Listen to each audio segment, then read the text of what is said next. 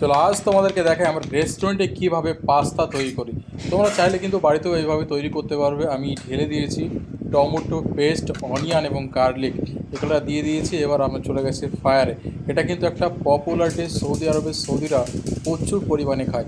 আর এখন স্যালারি আসার পরে ওরা এত পরিমাণে খাচ্ছে, পুরো পাগল করে দিয়েছে। এই এখন আমি তৈরি করব, দুটো পাস্তা একসঙ্গে এসছে। এখনও পিছনে কিন্তু অনেক অর্ডার আমার পড়ে আছে, আর আমি এখন একা রয়েছি। এখন বাজে 4টে এখানে। তো স্যালারি আসার পরে সৌদি আরবরা এত খাওয়া খায়। সৌদি আরবে কিন্তু অনেক রেস্টুরেন্ট আছে, কিন্তু ওরা ইতালিয়ান ফুড খুব পছন্দ করে। এখন আমি টমেটো পিউরি, মানে যেটা পেস্ট আমরা করে রাখি, এখন আমি ঢেলে দিয়েছি। সঙ্গে হালকা সুগার, যেন খাট্টা মিঠাটা ভালো থাকে। আর এটা হলো পিঙ্ক সস, যেটা প্রত্যেকটা মানে মানুষের ফেভারিট খাবার। ছেলে থেকে নিয়ে মেয়ে থেকে নিয়ে প্রত্যেকে এটা ভালোবাসে। আর তোমরা যদি আমার চ্যানেলে নতুন হয়ে থাকো, অবশ্যই চ্যানেলটা সাবস্ক্রাইব করবে। আমি এখন ভিডিও তৈরি করছি বা দেখাচ্ছি আমার কিচেন থেকে, এটা হলো সৌদি আরব থেকে। তোমরা চাইলেই কিন্তু বাড়িতে এমনভাবে পাস্তা তৈরি করতে পারবে, আমার চ্যানেলটা ফলো করবে।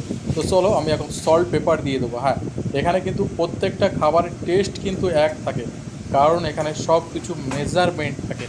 যে ইচ্ছা খুশি মতন করলাম বা করলাম, কিন্তু করলে হবে না। এখানে প্রত্যেকটা মাপ আছে। মানে আমি যেটা বানাবো সেটা এক টেস্ট থাকবে, অন্যজন যেটা বানাবে সেটাও কিন্তু এক টেস্ট থাকবে। চলো, আমার ক্রিমটা শেষ হয়ে গেছিলো, ক্রিমটা এখন কেটে নেব। আর এই ক্রিমটা কিন্তু খুব এক্সপেন্সিভ, আর এটাই কিন্তু আমরা ব্যবহার করি। আমরা রেস্টুরেন্ট লাইনে যত ধরনের প্রোডাক্ট, মানে যত ধরনের আইটেম আছে, আমরা কিন্তু প্রত্যেকটা দামি দামি ব্যবহার করি।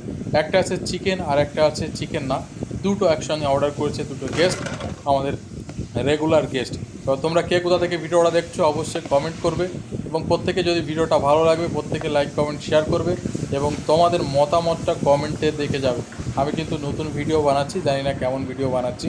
যদি ভালো লেগে থাকে অবশ্যই লাইক করবে।